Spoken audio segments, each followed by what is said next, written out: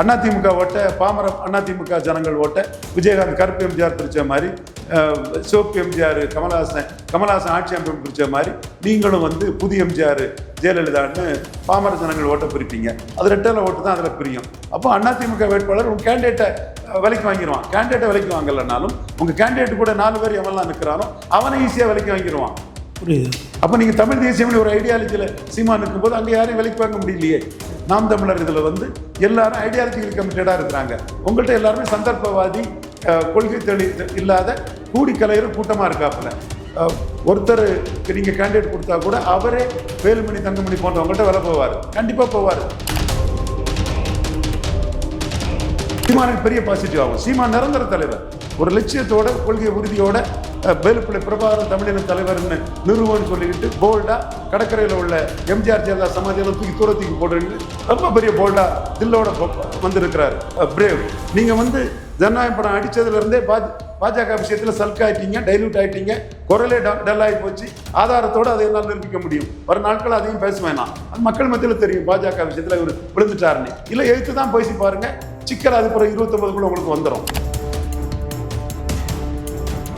குழப்பத்தின் மொத்த உருவமா நீங்க இருக்கீங்க. சீமான் கிளாரிட்டியோட 214 போட்டு ஹீரோவா இருக்கிறாரு. நீங்க ஒரு சொதப்பல் படம், திரைக்கதை சரியில்லாத படம், எதுவுமே சரியில்லாத ஒரு படமாட்டு உங்க படம் வருது. கமல்ஹாசன் 2.0 மோசமா நீங்க போறதுக்கு வாய்ப்பு உண்டு. சுதாரிச்சுக்கிட்டு அரசியல் களம் கண்டா, அரசியல் களத்தை முடிவு பண்ணுனா விஜய்க்கு நல்லது. உங்க முடிவு நம்ம சகாதேவ மாதிரி சொன்னதெல்லாம் கரெக்டு. செல்ஃப் அனாலிசிஸ் பண்ணி பாருங்க. போனா போகுது, கொடுத்த பணத்துக்காக வேலை வாங்கினெல்லாம் ஜானாரிக்கு சாமிகிட்ட நினைக்காதீங்க. நல்ல முடிவெடுங்க, அதான் உங்களுக்கு நல்லது. ஜெயலலிதாவே உங்க முகத்தை போனியாக விடாம 2014 அடிச்சு விஜய் முகமா அது போனி ஆகாது. சீமானை பயன்படுத்தி தமிழ் தேசிய அரசியலை முன்னெடுத்து 39 விழுக்காடு 45 விழுக்காடு ஆக்கி 6 விழுக்காடு வாக்க உயர்ந்துட்டேன். விஜய் போனி ஆகாத முகம், விஜய் முகம் போனி ஆகாத முகம்னு முதல்ல நிரூபிச்சது ஜெயலலிதா அம்மையார். இந்த வரலாற்றுக்கு பிறகு நீங்க ஜெயலலிதா அம்மையார் இறக்கும் தருவாய் வரக்கூடிய அரசியல் பேசலங்கிறத நீங்க செல்ஃப் ரியலைசேஷன் பண்ணணுமா வேண்டாமா? அவ்வளவு தப்பையும் பண்ணிக்கிட்டு இப்போ கேண்டிடேட் போட முடியாம பரிந்து வச்சுட்டு இருக்கிறீங்க. உங்களுக்கு இதுவும் வேணும், இன்னும் வேணும். அப்ப எந்த வகையிலுமே நீங்க ஒர்த்து இல்லாத அளவுக்கு போறீங்க. உங்க மேல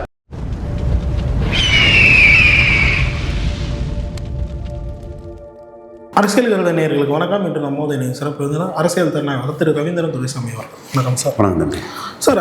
அமித்ஷா அவர்கள் நேற்று சொன்ன ஒரு விடயம், விஜய் அவர்களை கூட்டணியில் சேர்க்க வேண்டாம் அப்படின்னு அவர் சொன்னதாக ஒரு செய்திகள் வந்து நேற்று பரவ தொடங்கியிருக்கு. தொடர்ச்சியாக பல கட்சிகள் வந்து கூட்டணி முயற்சியில் ஈடுபட்டு இப்போ விஜய் வந்து தனித்து விடப்பட்டிருக்காரு. சீமான் அவர்கள் தனிச்சு நிற்கிறேன்னு முன்கூட்டியே சொல்லி தனிச்சு நிற்கிறாரு. களம் இப்போது 4 முனை போட்டியாக மாறி இருக்கு. நாம் தமிழுக்கு எந்த அளவுக்கு சாதகமான சூழலாக 2026 இருக்குன்னு நினைக்கிறீங்க? விஜய் சீமான் கம்பாரிசன், கமல்ஹாசன் சீமான் கம்பாரிசன் மாதிரி சீமானுக்கு லாபமாக வருங்கிறத நான் ப்ரிடிக்ட் பண்ணேன். அதே மாதிரி தான் வந்துட்டு இருக்கு. காரணம்னு சொல்கிறேன். அன்பு தம்பி ஜோசப் விஜய் கிட்டே நான் கேட்குறேன். தம்பி ஜோசப் விஜய் கிட்டே டைரெக்டாக கேள்வியாக கேட்குறேன். தம்பி வந்து திருமலை ஷூட்டிங்கில் எதிர்காலம் என்ன ஆகுமோன்னு குழம்பிட்டு இருக்கும்போது அவருக்கு வேண்டிய ஒரு நண்பர், என்னோட நண்பர், எங்கள் சீனியர் எட்மண்ட் சாருக்கு வேண்டியவர் மூலமாக செல்ஃபோனில் கனெக்ட் பண்ணி பேசும்போது தம்பிக்கு நான் நிறைய அட்வைஸ் கொடுத்தேன். சினிமா தொடர்பாட்டும் ப்ரோ அம்பேத்கர் பண்ணுங்கள், அட்டவணைப்புரிய மக்களுக்கான பிரச்சனைகளை முன்னெடுத்து சினிமாவில் பேசுங்க. சினிமா ஆடியன்ஸு, தேட்டர் ஆடியன்ஸு 40 விழுக்காடு அட்டவணைப்புரிய மக்கள் தான். அவங்க மினிமம் கேரண்டி கொடுப்பாங்க.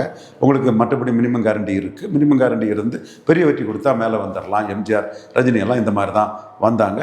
எம்ஜிஆரை விடவும் ரஜினிக்கு வந்து மினிமம் கேரண்டி பெருசெல்லாம் பல விஷயங்களையும் அவருக்கு அதில் என்லைட்டன் பண்ணி சொன்னேன். கன்ஃபியூஸ்டாக இருக்குது சார், எதிர்காலம் என்ன ஆகுமோன்னு குழப்பமாக இருக்க சார் சொன்னால், ஒரு குழப்பம் இல்லை. ஒரு மினிமம் கேரண்டி இருக்கும். ஒரு நல்ல என்டர்டெய்னர், ஒரு படம் வெற்றி படம் கிடச்சிதுன்னா அந்த மினிமம் கேரண்டி கூடும். அதுலேருந்து நீங்கள் பெரிய லெவலுக்கு வரலாங்கிற அட்வைஸாக நான் சொன்னேன். அதில் இது ராமகோபாலன்ஜி அவர் கிறிஸ்தவர்னு சொல்கிறது, சினிமா ஒரு நல்ல டான்ஸர், அதெல்லாம் சினிமாவுக்கு பொருந்தாதுங்கிறதையும் அவர்கிட்ட சொன்னேன். சத்யராஜையும் இவரையும் எதிர்த்துட்டு இருக்கும்போது உள்ள அந்த விஷயங்களெல்லாம் டிஸ்கஸ் பண்ணணும். அது தொடர்பாக நானும் அந்த நண்பரும் இவர் ஒரு கல்யாண மண்டபத்தில் நடந்த ஒரு ஆலோசனையில் கூட போய் பார்த்துருக்கோம். அப்போ நான் கரெக்டான ஒரு கருத்தை சொன்னேங்கிறது, எஸ் ஏ சந்திரசேகரன் மீது ஒரு கருத்தை சொன்னேன்னு சொல்லும்போது எல்லாம் திரும்பி போகும்போது என் கையை பிடிச்சி நன்றியெல்லாம் தெரிவித்தார். நம்ம எதுக்கு சொல்கிறோம்னா, நீங்கள் களத்துக்குள்ளே வந்து தப்பாக ஆட்டம் ஆடி பிதுங்கி நிற்கிறீங்க. நான் சகாதேவ மாதிரி தான் உங்களுக்கு விஷயங்களை சொன்னேன். ரெட்டர்பேடாக இருக்காதீங்க. 39 கேண்டிடேட் போடுறது ஈஸி. நீங்கள் வந்து மக்களவைத் தேர்தலே கேண்டிடேட் போடுங்கன்னு சொன்னேன். புஷி ஆனந்த் ஒரு விஸ்வகர்மா சமுதாயத்தை சேர்ந்தவரை பொதுச் செயலாளராக போட்டதை பாராட்டி உங்களை 39 கேண்டிடேட் போடுறதுக்கான இதை சொன்னேன். நீங்கள் அது புஷி ஆனந்துக்கிட்டே சொன்னேன். இரவு பாடசாலை பண்ணுறதை பாராட்டினேன். எத்தனை நடக்குன்னு இப்போ தெரியல. குருதி கொடையை பாராட்டினேன். எத்தனை நடக்குன்னு தெரியல, எவ்வளோ கொடுத்தீங்கன்னு தெரியல. என்றாலும் அந்த முயற்சி எடுத்ததே பாராட்டுக்குரியது. ஆனால் நீங்கள் 39 கேண்டிடேட் போடாமல் லெட்டர் பேடாக இருந்தீங்க. தப்பு. கட்சி ஆரம்பிச்சுட்டு கேண்டிடேட் போடணும். அப்போ உங்கள் கட்சி ஓட்டர்ஸ் யாருக்கு ஓட்டு போட போகிறாங்க? அப்போ அதிலே நீங்கள் காமெடி ஆயிடுறீங்களே, லெட்டர் பேட் கட்சி ஆயிடுறீங்க, அட்டு பீஸ் ஆயிடுறீங்களே. அப்போ நீங்கள் அந்த இடத்துக்குள்ளே அந்த தேர்தல் முடிஞ்ச முறை கட்சி ஆரம்பிச்சிருக்கணும். அப்போ அந்த அறிவு உங்களுக்கு இல்லை.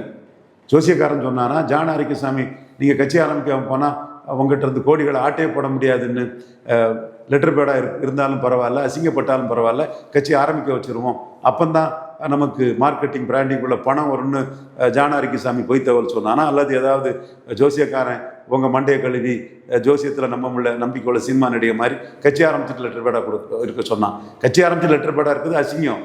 சீரியஸ் பிளேயர் இல்லை, அது ஒரு பார்ட் டைம் பொலிட்டிஷனுக்கு வேலை செய்யலாமா? அப்போ நான் 39 போட சொன்னது சகாதேவ மாதிரி சரிதாங்க நீங்கள் உணர்வீங்கள்ல. 39னா புதுச்சேரியில் 1 40. புதுச்சேரியில் உங்களுக்கு இப்போ 30 கேண்டிடேட் போடணும். சீமான் 22 கேண்டிடேட் போட்டுட்டாரு. போட்டு கட்சி இது பண்ணி தமிழக தேசியம், வேலுப்பிள்ளை பிரபாகரன் தமிழினத்தின் தலைவன், மக்களின் நலன், அது இதுன்னு புதுச்சேரி அரசியல் ஒரு சர்வீஸ் அண்ட் மார்க்கெட்டிங் அரசியல் தான். அதுக்குள்ளே வேலுப்பிள்ளை பிரபாகரன் தமிழின தலைவருங்கிறத முன்னிறுத்தி அது தொடர்பான விஷயங்களையும் முன்னிறுத்தி அவர் புதுச்சேரியில் 28 கேண்டிடேட் போட்டுட்டு வந்துட்டார். மாஹி ஏனாம் ஆந்திரா கேரளா இதில் அவர் தமிழ் தேசிய அரசியல் போடக்கூடியவர். அங்கே கேண்டிடேட் போடலை. அங்கே போட்டாலும் அவருக்கு ஒரு பிக்கப் ஆகி மேலே வர்றதில் ஒரு சிரமம் போது 28 கேண்டிடேட் போட்டுட்டார். நீங்கள் 30 கேண்டிடேட் போடணும். உங்களுக்கு ஆந்திரா கேரளாவில் நல்ல மார்க்கெட் இருக்குது, சினிமா அரசியல் இருக்காப்புல. இன்னும் கேண்டிடேட் போடலை. இதே விஜய் ப்ரோ ஒரு கேண்டிடேட் எம்பிக்கு போடுறது பெரிய கஷ்டமா? என் புஷியானந்தே நிறுத்தி நீங்கள் பிரச்சாரம் பண்ணிட்டு போயிருக்கலாமே. இப்போ 28-30 கேண்டிடேட் போட்டு பெறக்கூடிய ஓட்டை விட புஷியானந்தை மட்டும் நீங்கள் கேண்டிடேட்டாக போட்டிங்கன்னா பார்லிமெண்ட்லேயே நீங்கள் 3 மடங்கு ஓட்டு பெற்றிருப்பீங்க. அப்போ நீங்கள் காமெடி பீஸ் ஆகி, அட்டுத்தனமாகி, சீரியஸ்னஸ் இல்லாமல் பார்ட் டைம் பொலிட்டிஷன் ஆகி, ஒரு காளான், புற்றீசல், மின்னல், நிலைவா நிற்க மாட்டாரியா, இவரை ஏன் நம்பணும் அப்படின்னு ஒரு பேர் வரக்கூடிய அளவுக்கு கட்சி ஆரம்பிச்சு லெட்டர் பேடாக இருந்துட்டீங்க. கட்சி ஆரம்பிச்சு லெட்டர் பேடாக இருக்கிறது எவ்வளோ பாதிப்புங்கிறத நான் தெளிவாக சொன்னேன். கேட்கலையே சகாதேவ மாதிரி தானே சொன்னேன். இப்போ நான் மற்ற விஜய் ரசிகர்களுக்கும் கேட்குறேன். விஜய் வச்சு பொழப்பு நடத்தணும்னு விட்டுருங்க. விஜய் வச்சு பொழப்பு நடத்தணும்னு விட்டுருங்க. அவன் பொழப்புக்காக தான் இருப்பான். தனிச்சு போட்டின்னா அவன் பணத்தை செலவழிக்க மாட்டான். கூட்டணின்னா அவன் பணத்தை செலவழிக்க வருவான். வாய்ப்பு வந்துடும். மாவட்ட செயலாளர்களே அப்படிதான் இருக்கிறாங்க. அப்போ நான் நல்லபடியாக சொன்னேன். கொஞ்சமாவது கேட்டீங்களா சகோதரரே? அப்போ நீங்கள் மதவெறி, நீங்கள் ஜோசப் விஜய், அவர் ஜான் ஆரோக்கியசாமி நாயுடுகாரு, நீங்கள் கத்தோலிக்க பிள்ளைமாறு, அவர் கத்தோலிக்க நாயுடு, அவர் சொன்னார். நீங்கள் அதை கேட்டு வீணா போனீங்க. இப்போ 28-30 கேண்டிடேட்டுக்கு புதுச்சேரியிலே அம்போன்னு இருக்கிறீங்க. புதுச்சேரி களத்துக்குள்ளே நீங்கள் ஒன்றும் இல்லைங்கும் போது தமிழ்நாட்டிலையும் அது ரொம்ப உங்களை பாதிக்கும். புதுச்சேரி தான் முதல்ல எலெக்ஷன் வருது.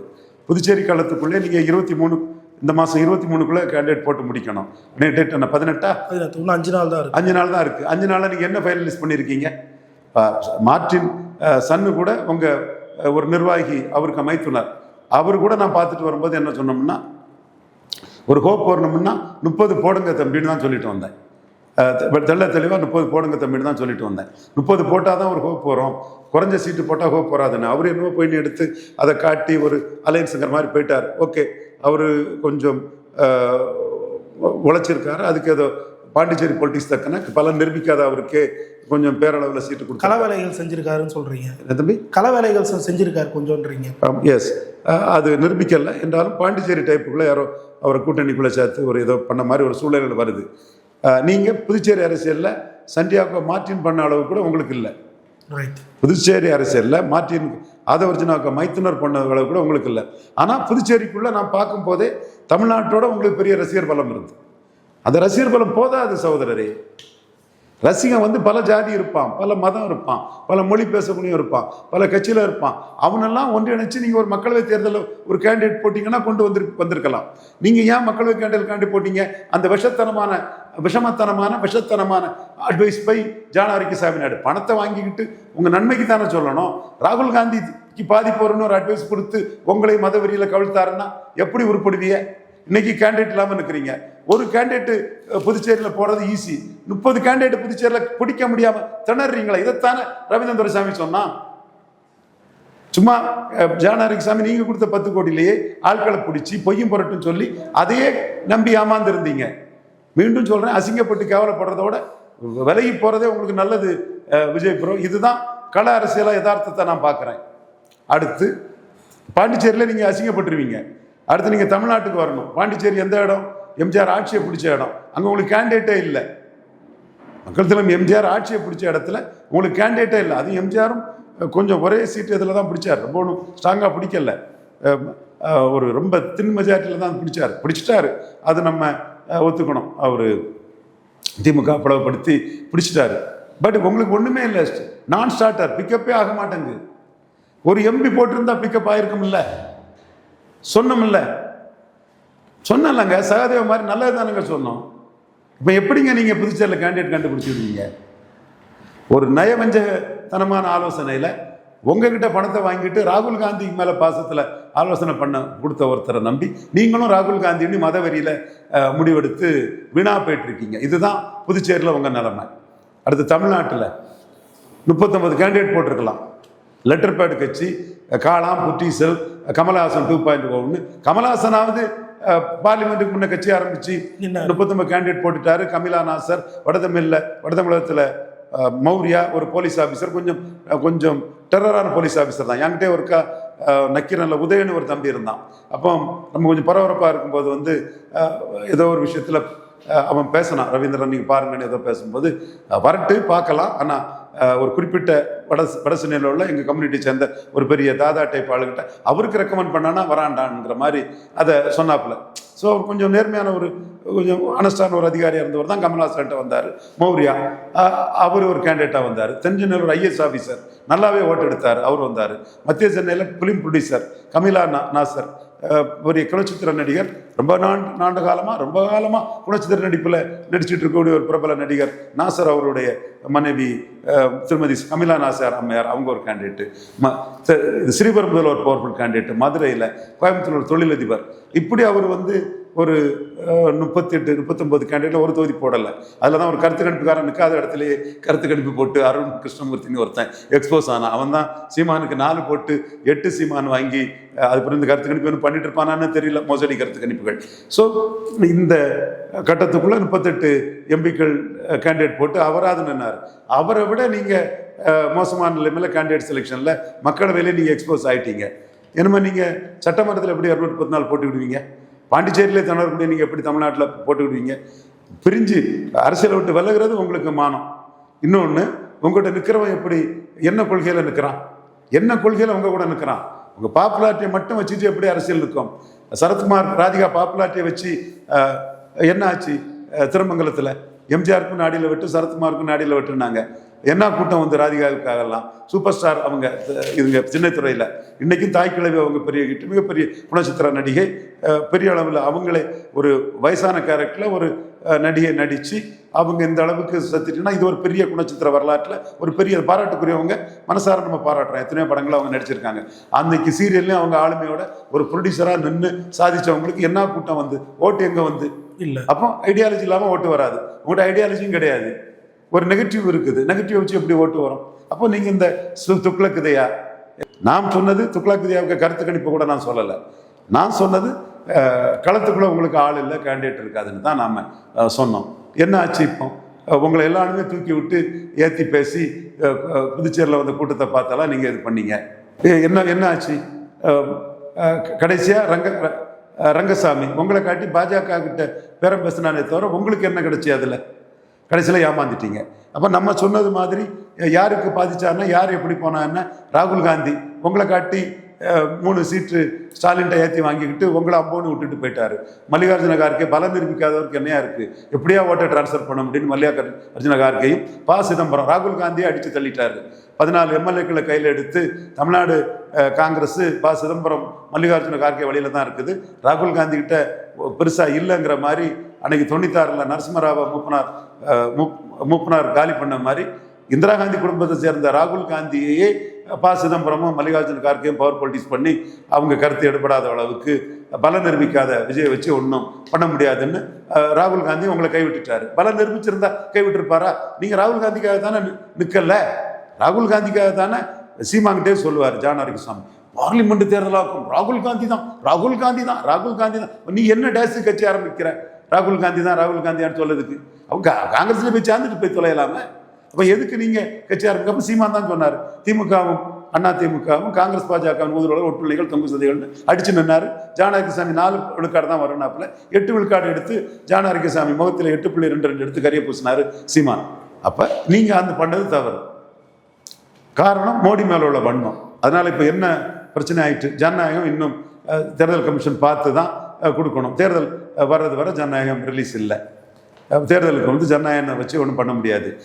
கேண்டிடேட் போட்டால் தானே ஜனநாயகம் தேர்தலுக்கு முன்னே ரிலீஸ் ஆனாலும் உங்களுக்கு பிரயோஜனப்படும். நிச்சயமா. அப்போ கேண்டிடேட்டே நீங்கள் போட முடியாத நிலைமையில புதுச்சேரியிலே மாட்டியாச்சு. தமிழ்நாட்டில் எப்படி கேண்டிடேட் போட போறீங்க? போட்ட கேண்டிடேட்டும் இந்த பணக்காரன் தன்னை முன்னிறுத்தி வரக்கூடியவெல்லாம் கூட்டணின்னா பணம் செலவழிப்பான், மற்றபடி தனிச்சு போட்டினா உங்ககிட்ட நடிப்பான், செலவழிக்க மாட்டான், ஒதுங்கிடுவான். இன்னும் சில பேர் நீங்கள் எம்ஜிஆர் ஜெயலலிதாவை சொல்லி வர்றதுனால அதிமுக ஓட்ட, பாமரம் அதிமுக ஜனங்கள் ஓட்ட, விஜயகாந்த் கருப்பு எம்ஜிஆர் பிரித்த மாதிரி, சிவப்பு எம்ஜிஆர் கமல்ஹாசன் ஆட்சி அமைப்பு பிரித்த மாதிரி நீங்களும் புதிய எம்ஜிஆர் ஜெயலலிதான்னு பாமர ஜனங்கள் ஓட்ட பிரிப்பீங்க. அது ரெட்டல ஓட்டு தான் அதில் பிரியும். அப்போ அதிமுக வேட்பாளர் உங்கள் கேண்டிடேட்டை விலைக்கு வாங்கிடுவான். கேண்டிடேட்டை விலைக்கு வாங்கலைனாலும் உங்கள் கேண்டிடேட் கூட 4 பேர் எவெல்லாம் நிற்கிறானோ அவனை ஈஸியாக விலைக்கு வாங்கிடுவான். புரியுது. அப்போ நீங்கள் தமிழ் தேசியம்னு ஒரு ஐடியாலஜியில் சீமா நிற்கும் போது அங்கே யாரையும் விலைக்கு வாங்க முடியலையே. ஒருத்தர் கேண்டிடேட் கொடுத்தாலும் பிரபாகரன் தமிழின தலைவராகணும், திராவிடத்தை ஒழிக்கணும், இலவசங்களை ஒழிக்கணும், பிராண்டி விஸ்கி கூடாது, ஒரே குட்டையில் உரிய மட்டைகள் அப்படின்னு ஒரு கொள்கை தெளிவோட தமிழிலிருந்து பிறந்தால் தான் தமிழ், தெலுங்கு, மலையாளம், கன்னடம், பரையர் தேவேந்திர குல வேளாளருக்கு 5 விழுக்காடை உயர்த்தி கொடுக்கணும். அப்படி ஒரு தமிழர் எழுச்சி, தமிழர் உயர்வு, அந்த எண்ணத்தோடு நிற்கக்கூடிய நாம் தமிழர் இதில் எல்லாரும் ஐடியாலஜிக்கல் கமிட்டடாக இருக்கிறாங்க. உங்கள்கிட்ட எல்லாருமே சந்தர்ப்பவாதி, கொள்கை இல்லாத கூடி கலையிற கூட்டமாக இருக்காப்புல.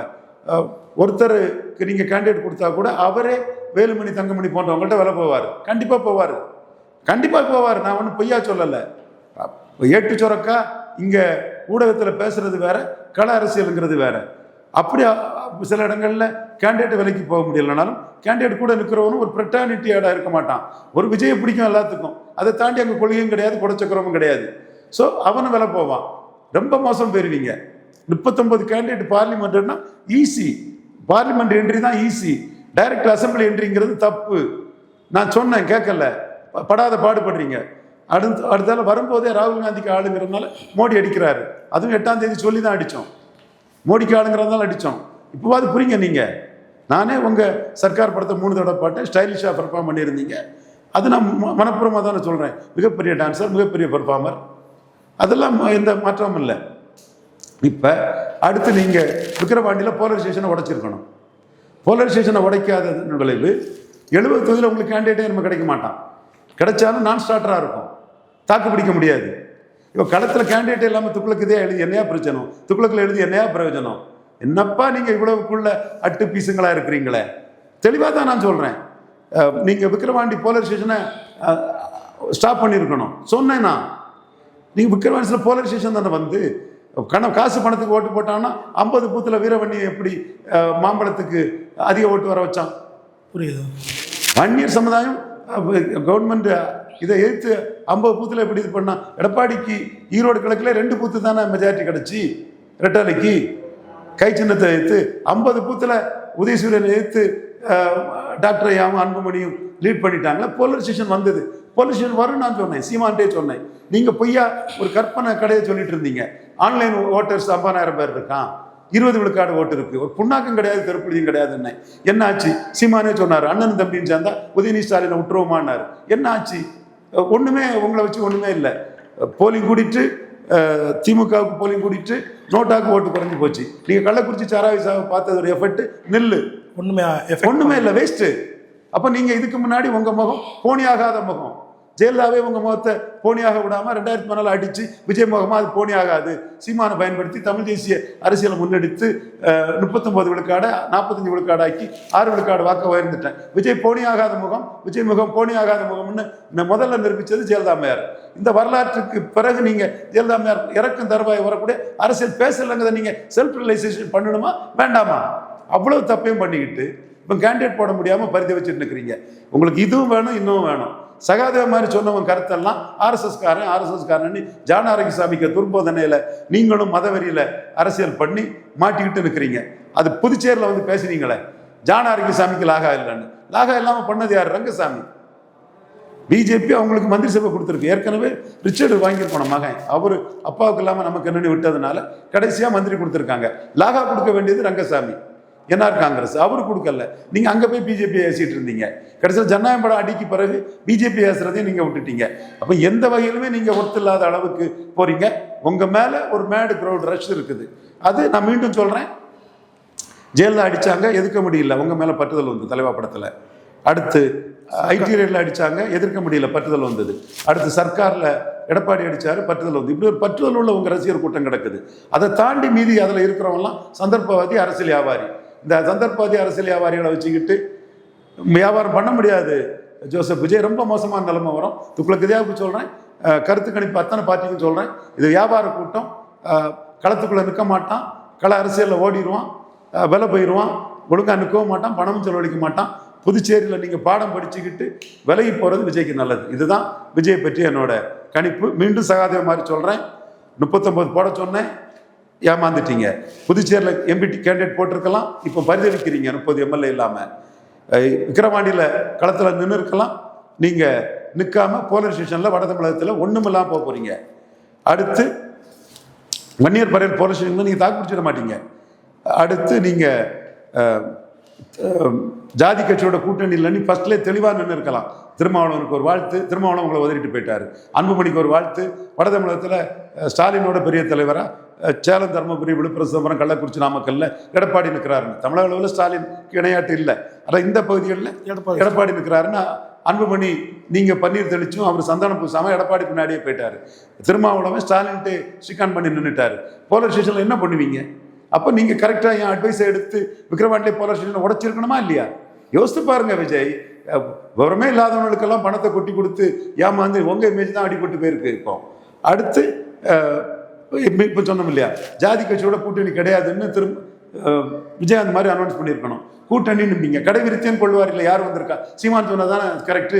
தம்பி நீ பலம் நிரூபிக்காதவன். விஜயகாந்தாவது 8, 10, 5 பலம் நிரூபிச்சாரு. ஒரு மக்களால் கூட்டணி அமைச்சார். பலம் நிரூபிக்காத உங்கள்கிட்ட எவனும் வரமாட்டான்னு சொன்னாப்புல. அப்போ நீங்கள் ஏட்டு சொரக்காயா உங்களை பற்றி தினமலர் கட்டிங்கும் தினத்தந்தி கட்டிங்கும் ஏட்டு சொரக்காயை பார்த்து படித்து சந்தோஷப்பட வேண்டியதுதான். களத்துக்குள்ளே செய்யலாம் நத்திங். களத்தில் வேணும்னா கேண்டிடேட் வேணும், அவன் உறுதியாக இருக்கணும், கொள்கையை சொல்லணும், இஷ்யூஸை சொல்லணும். எதுவும் உங்கள்கிட்ட இல்லை. மீண்டும் சொல்கிறேன், பிரசாந்த் கிஷோருக்கு 23 விழுக்காடு கருத்து கணிப்பில் வந்து 3.5 விழுக்காடு எடுத்தார். உங்களுக்கு அது கூட வராது. நீங்கள் கிறிஸ்தவ வெள்ளாளர். கிறிஸ்டின்ஸ் வந்து RSS தான் வாக்களிப்பான், மன வலிமையோட இருக்க மாட்டான். இது கருத்து கணிப்பு. என் நண்பர் கருத்து கணிப்பு துக்ளக் இதியாவுக்கு சொல்கிறேன், கிறிஸ்தவர்கள் RSS தான் வாக்களிப்பாங்க, மன வலிமையோட எல்லாம் பாசிட்டிவாக வாக்களிக்கக்கூடிய ஆட்கள் கிடையாது. பைபிளை காப்பாற்றணும், மதத்தை காப்பாற்றணும், RSS ஒழிக்கணுங்கிற அந்த எண்ணத்துக்குள்ள தான் அவங்க வாக்கு. பிஜேபி எதிராக தான் அந்த வாக்கு விழும். அடுத்தால வந்து நீங்கள் வெள்ளாளர் கம்யூனிட்டி, அவங்களும் ஒரு மேல்மட்டத்தில் இருந்த ஒரு சமுதாயம் தான், தமிழுக்கு தொண்டாற்றிய ஒரு சமுதாயம் தான். ஆனால் அரசியல் தன்னம்பிக்கையோட ஒரு வன்னியர் மாதிரி, ஒரு நாடார் மாதிரி நிற்கக்கூடிய ஒரு சமுதாயமாக அந்த சமுதாயத்தை நாம் சொல்ல முடியாது. ஸோ இந்த வகையில் நீங்கள் 39 கேண்டிடேட் போட்டு நிற்காம பிரசாந்த் கிஷோருக்கு ஏற்பட்ட பாடத்தை கூட புரியாமல் நீங்கள் இருக்கக்கூடியவங்க. பிரசாந்த் கிஷோருக்காவது பூமிகார் பிராமின்னு நினைக்கிறேன், அவன் ஒரு அந்த 3.5 விழுக்காடாவது கிடச்சி. ரொம்ப மோசமான ஒரு சூழ்நிலையில் அது அந்த ஓட்டு எதிர்காலத்தில் பிரயோஜனம் படாத சூழ்நிலையில் ஆயிடுவீங்க. மோடியும் அதுதான் எதிர்பார்க்காரு. நீங்கள் சட்டமன்ற தேர்தலில் காலி ஆகணும்னு எதிர்பார்க்கிறாரு. காலியாகி அசிங்கப்படுறதோட வெளியேறி போயிட்டீங்கன்னா எங்கள் எண்ணமும் நிறைவேறிடும், மோடிக்கு எண்ணமும் நிறைவேறிடும், உங்களுக்கும் அடுத்தபடியாக எந்த தொல்லையும் இருக்காது. ஏன்னா ஜான ஆரோக்கியசாமியோட துர்போதனையால் நீங்கள் ராகுல் காந்திக்காக அரசியலுக்கு வந்தவங்க, ராகுல் காந்திக்கு 29 ஆதரிக்க வந்தவங்கன்னு சொல்லும்போது உங்களை அடிச்சு நொறுக்கிற தவிர மோடி லாயலிஸ்ட் ஆர்டிக்கும் பிஎம்ஓக்கும் ஒரு வழி கிடையாது. அதைத்தான் நாங்கள் செய்கிறோம். எத்தனை பேரை மீறி இதை நாங்கள் சாதிக்கிறோம் சொல்லி தானே அடிக்கிறோம். உண்மையை புரிஞ்சுடுங்க, சகாதே மாதிரி புரிஞ்சுக்கிடுங்க, பேச்சில் இருந்து உண்மையை புரிஞ்சுக்கிட்டு நல்ல முடிவெடுங்க, பிழைச்சி போங்க. அல்லது உங்களுக்கு அவமானமும் அசிங்கங்களும் இஷ்யூவில் கருத்து சொல்லிட முடியாது, இருக்கவங்களாம் ஓடுவான், கேவலமாக இருக்கும். யோசித்து பாருங்க. நான் உங்களை பற்றி பாராளுமன்றத்தில் நிற்க சொன்னதை கேட்காத தவறுன்னு உணர்ந்திருப்பீங்க. கூட்டணி ஆட்சின்னு சொன்னது தவறுங்கிறத உணர்ந்திருப்பீங்க. விக்கிரவாண்டியில் போலீஸ் ஸ்டேஷனை நீங்கள் முறியடிக்காதது தவறுன்னு உணர்ந்திருப்பீங்க. புதுச்சேரியில் ஒரு கேண்டிடேட் போட்டால் ஈஸி, 30க்கு தத்திக்குணத்தம் போடுறீங்க. புரிஞ்சுதா தம்பி ஜோசப் விஜய்? ஓகே, உங்க முடிவு. இறுதியாக ஒரே ஒரு கேள்வி சார். விஜய் அவர்கள் இந்த நிலை வந்து சீமான் அவர்களுக்கு எந்த அளவு பாசிட்டிவ் அமையுது சார்? சீமானுக்கு பெரிய பாசிட்டிவ் ஆகும். சீமான் நிரந்தர தலைவர், ஒரு லட்சியத்தோட கொள்கை உறுதியோட வேலுப்பிள்ளை பிரபாகரன் தமிழின தலைவர்னு நிறுவனம்னு சொல்லிக்கிட்டு போல்டா கடற்கரையில் உள்ள எம்ஜிஆர் ஜெயலலிதா சமாதியெல்லாம் தூக்கி போடுன்னு ரொம்ப பெரிய போல்டா தில்லோட வந்திருக்கிறாரு. தினகரன் சொல்ல முடியாத கருத்தை சசிகலா அம்மையாரை பரப்பன் அக்ரகார சிறையில் கொல்ல சதின்னு சொல்லக்கூடிய லீடரா இருக்காரு. ஃபார்ச்சூன் ஃபேவர்ஸ் த பிரேவ். நீங்க வந்து ஜனநாயக படம் அடிச்சதுல இருந்தே பாஜக விஷயத்துல சல்க் ஆயிட்டீங்க, டைல்யூட் ஆயிட்டீங்க, குரலே டல் ஆகி போச்சு. ஆதாரத்தோடு அதை என்னால் நிரூபிக்க முடியும். ஒரு நாட்கள் அதையும் பேச வேணாம். அது மக்கள் மத்தியில் தெரியும் பாஜக விஷயத்துல இவர் விழுந்துட்டாருன்னு. இல்லை, எழுத்து தான் பேசி பாருங்க, சிக்கல் அது பிறகு 29 உங்களுக்கு வந்துடும் சார். நீங்க உங்களுக்கு பாசிட்டிவா வரணும் சார். சீமான் அதில் பாசிட்டிவா வராரு. வேலுப்பிள்ளை பிரபாகரன் தமிழின தலைவனா நிறுவனங்கிறாரு. அதுக்கு எம்ஜிஆரையும் கருணாநிதியும் சேர்த்து தான் அடிக்கிறாரு. எம்ஜிஆர் நல்லவர், கருணாநிதி மோசம்னு சொல்லலை. எம்ஜிஆர் மலையாளி மேனன் ஜாதிவாரி கணக்கெடுப்பு நடத்தாம வண்டார் நாவிதர் கோயவர், முத்திரையர் யாதவர், செங்குந்தர் உடையார் போன்ற தமிழ் சமூகங்களுக்கு பெரிய அநீதி அளிச்சாரு, அந்த சமூகங்களின் எழுச்சியை காலி பண்ணாருன்னு பல தமிழ் சமூகங்களுக்காக சீமான் தெளிவா பேசுறாரு. அதே இவர் வந்து கலைஞர் பேனாச்சனா வச்சா உடைப்பாங்கிறாரு. அப்ப எம்ஜிஆரே அடிக்கிறாரு, கலைஞரே அடிக்கிறாரு. நீங்க வந்து கலைஞரை அடிச்சுக்கிட்டு எம்ஜிஆரை தூக்கி பேசுறீங்க. அதுக்கு பிறகு திரும்ப கலைஞர் நீங்க உதயநிதி ஸ்டாலின் தான் எதிரினீங்க. குழப்பத்தின் மொத்த உருவமா நீங்க இருக்கீங்க. சீமான் கிளாரிட்டியோட 214 போட்டு ஹீரோவா நிற்கிறாரு. நீங்க ஒரு சொதப்பல் படம், திரைக்கதை சரியில்லாத படம், எதுவுமே சரியில்லாத ஒரு படமாட்டு உங்க படம் வருது. கமல்ஹாசன் 2.0 மோசமா நீங்க போறதுக்கு வாய்ப்பு உண்டு. சுதாரிச்சுக்கிட்டு அரசியல் களம் கண்டா, அரசியல் களத்தை முடிவு பண்ணுனா விஜய்க்கு நல்லது. உங்க முடிவு. நம்ம சகாதேவ மாதிரி சொன்னதெல்லாம் கரெக்டு. செல்ஃப் ரியலைசன்ஸ் பண்ணி பாருங்க. போனா போகுது, கொடுத்த பணத்துக்காக வேலை வாங்கினெல்லாம் ஜானாரிக்கு சாமிகிட்ட நினைக்காதீங்க. நல்ல முடிவெடுங்க, அதான் உங்களுக்கு நல்லது. பல்லர் கேள்வி தெளிவாக இருந்துச்சு. நேரத்துக்கு